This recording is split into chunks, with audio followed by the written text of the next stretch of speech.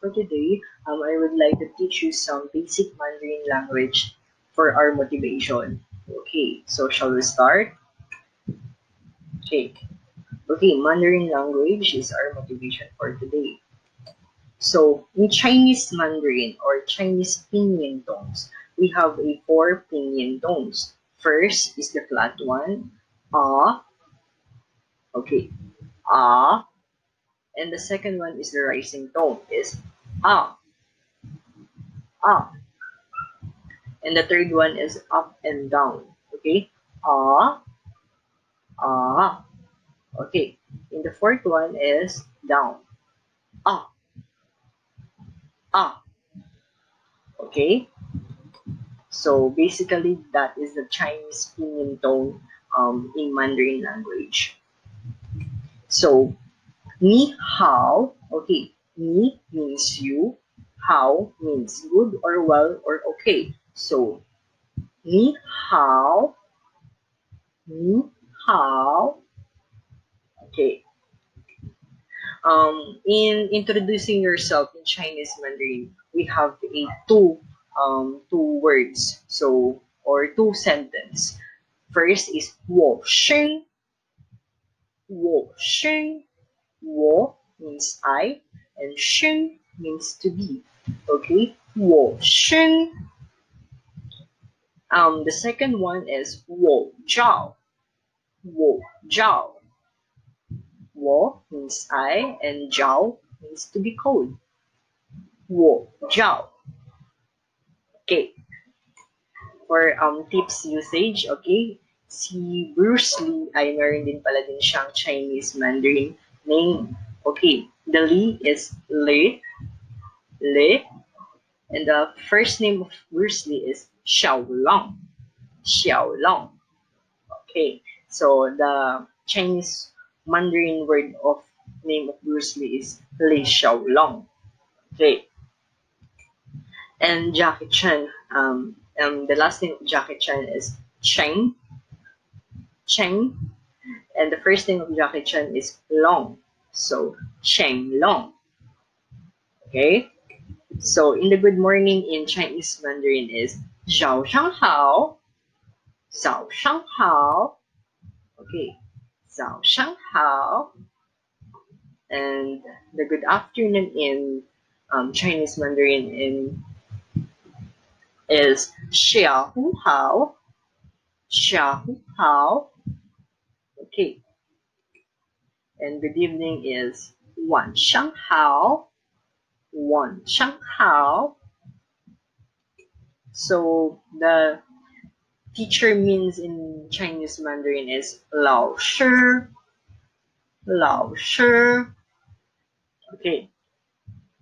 So the thank you in Chinese Mandarin is 谢谢,谢谢. Hi, welcome to our class. Okay. I am your subject teacher in Tour Guiding Services. My name is Mr. Alejandro Gabriel A. Santos. Okay. So let's now shall proceed to our topic for today. Okay, our topic for today is core concept of tour guiding. We are now here in concept note number 1. So, okay, so our objective is to explain the concepts of tour guiding and to understand the core of tour guiding services and to enumerate the core concept of tour guide. So, we have here at your PowerPoint conceptual framework. We have a government, tour operator, we have a travel agency, transportation, accommodation, and food and beverage, tourism attraction, and transportation. That is conceptual framework for tour operator.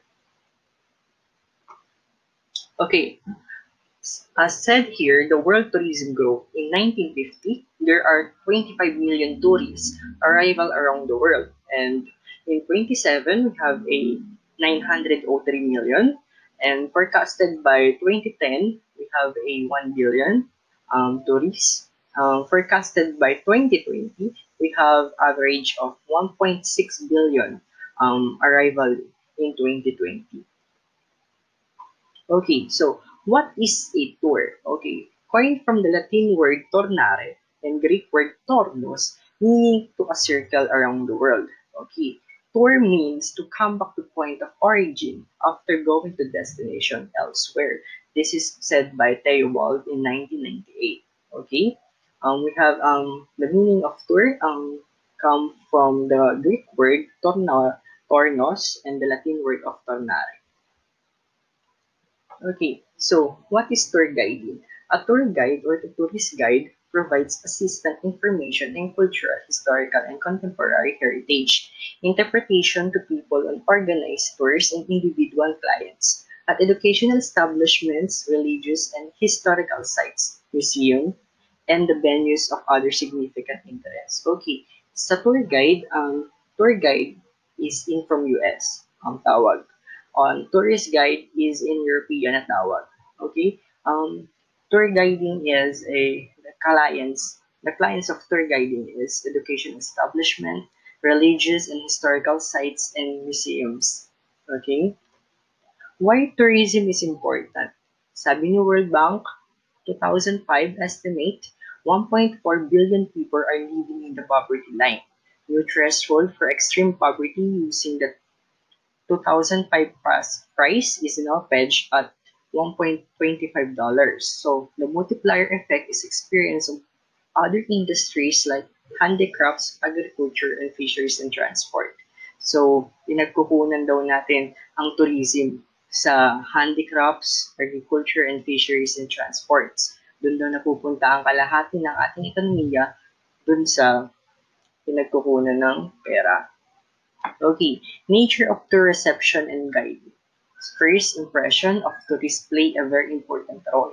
Receiving tourists is just like a receiving guest in your home. Show the best without boasting or overdoing.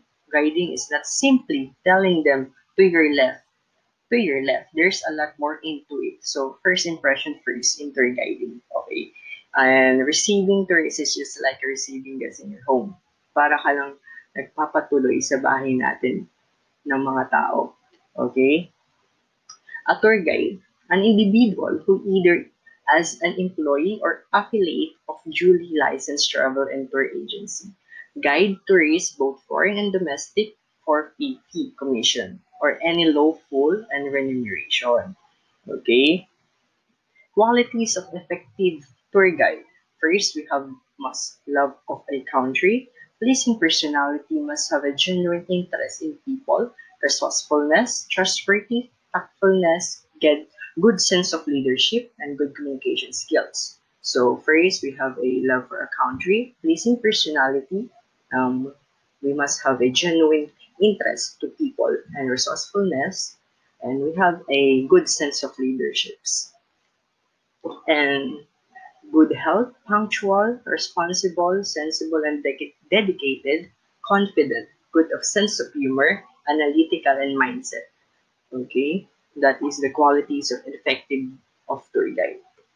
So, if you want to be a tour guide, okay, here in the Philippines must be a Filipino citizen and at least 2-year college, pass the qualifying interview by DOT, must undergo and pass a DOT sponsored seminar. The LGU must license or DOT accredited. Okay, so we have a TESDA. TESDA is promoting tour guiding services na lesson to para maging certified tour guide ka. Okay? Okay, roles of a tour guide. Meeting and greeting the tour participants upon arrival and facilitating introduction. Okay, so minimit natin and ginigreet natin ng mga tourists sa pagdating pa lang nila sa arrival ng lugar natin. Okay? Ganun ginagawa ng tour guide. Minimit natin, i-greet natin, asikasuhin natin ng tour guide pagdating sa meeting place. Okay? Coordinating pre-arranged accommodation and transport and making sure that tour participants are comfortable. So, kailangan nating inaasikaso si tourist bilang tour guide. So, okay, ina-arrange natin ang mga accommodation nila, transport, to make their self at home. Coordinating pre-arranged tour including visits to local attraction shop and restaurants. So, inaayos natin sila sa pagpupunta nila sa local restaurants or attractions or and shops. and many more. So, okay. Leading to tour groups of pointing out the place of interest. So, sinasamahan din natin sila pumunta sa mga places na gusto nila. So, nasama yung sa itinerary na dapat nilang puntahan. Okay? So, preparing and presenting tour guide skills called tour commentary. So, this is the most mahalaga na ginagawa ng tour guide. So, dapat meron tayong skills na commentary, tinatawag nilang tour commentaries, habang tayo nagsasalita sa harap ng tourist. So, that's called tour commentaries or spills. Okay, attending to operational problems such as booking errors, changes, loss of bags, sickness, and providing first aid needed.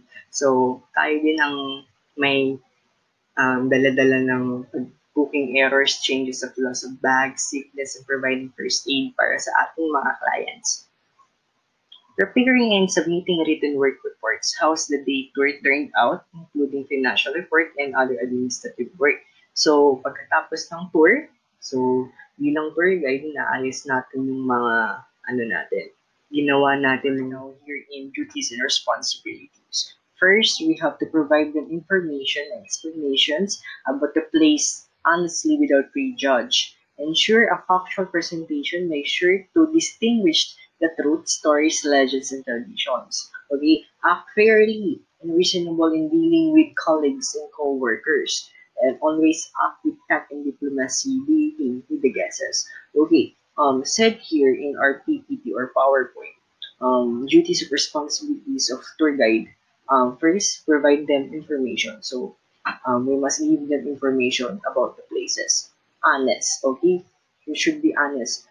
Telling some skills on your guests. And ensure factual presentation. Make sure to distinguish the truth, stories, and legends, and tradition. Okay, kailangan natin, ina-up natin yung stories ng lugar, kung ano bang myths ng lugar na yun, and mga traditions nila. So, act fairly and reasonable in dealing with colleagues and coworkers. So, kailangan natin makipagtrabaho ng personal and kailangan natin na may reasonable tayo habang tayo nagtatrabaho doon. And always act with tact and diplomacy. Kailangan natin ng diplomasya habang tayo nagsasalita sa mga guests natin. Okay? Okay, our next slide is, okay, always report for duty, health, and positive. Never take advantage of the ignorance and the tourists. Never allow yourself to be used on corpulous organization who wants to take advantage of the tourists. And use common sense and be honest by saying, I don't know and I will check. Okay, said here this on the PowerPoint, always report for duty, health, and positive. So, kailangan natin mag-report parate na tayo ay walang sakit at na healthy tayo habang tayo nagtutour guide sa kanila. Okay?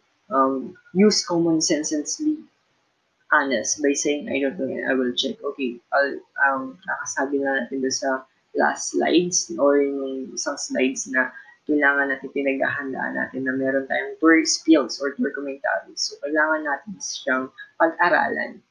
Ba? Sa bawat lugar, kailangan alam natin yon. So, kailangan be ready tayo sa mga clients natin or guests na pag may nagtanong, dapat alam natin. So, if you're not know that place very well, so be honest na lang tayo dun sa clients na pwede natin sabihin, I don't know or I will check for that information and I will go back to you. Pwede natin sabihin sa ating mga clients. Okay, this is the best. Ensure the guest safety for them on. Okay, plants that might cause some allergies, food and drinks that might not suit their digestive system, evaluation for those vertigo and fear of heights, dog that might bite, presence of pickpockets in crowded areas. So, ano ba talaga si tour guide? So, hindi lang tayo nagtutour. So, kailangan natin ensure din yung safety ng clients natin or guests dun sa mga surroundings nila. So, kailangan kung may mga gamot tayong dala parate, so pinapaalalahanan natin na kung ano yung kinakain nila. Kung baka mamaya may allergy sila dun sa pagkain na kinakain nila. So, be ready na lang din tayo. So, presence of pickpockets. So, madaming mandurupat o magnanakaw. So, kailangan natin sabihan sila. Okay, protect the reputation of tourism by making every assignment a threat with respect to the environment, wildlife sites, and monuments and local customs and traditions. Act responsibly as representative of the country and the people. So, said here sa PPT na to, sa PowerPoint, protektahan din daw natin yung reputation and tourism natin by making assignment at it with the respect and the environment. So, kailangan natin i-respect din yung environment na ginagalawan natin, yung wildlife, sites, and monuments, and local customs and traditions. And act responsibly. Okay. When someone, yung clients mo, or yung ginaguide natin, is from international, so kailangan natin tayo nag-represent ng country natin. Tayo nag-represent ng mga bawat lugar na pinupuntahan nila. So, kailangan be responsibly tayo. Okay, said here sa quote natin ay, I can change the direction of the wind, but I can adjust my sails to always reach my destination by Jimmy Dean. So, these quotes dapat maging diverse tayo sa lahat ng bagay. Sa lahat ng pinupuntahan natin, dapat maging diverse tayo. Ay yung sinasabi sa quote na yan. So, parang hindi lang dapat natin pinukulong yung sarili natin sa isang lugar. So, hindi mag-explore lang tayo na mag-explore. Okay? Okay, for our assessment, write an essay about the concept of tour guiding. Okay, write an assessment about the concept of tour guiding services. Okay, and for our assignments, advanced reading for the history of tour guiding. Okay, and that's it. And that's all for our online video lesson. God bless.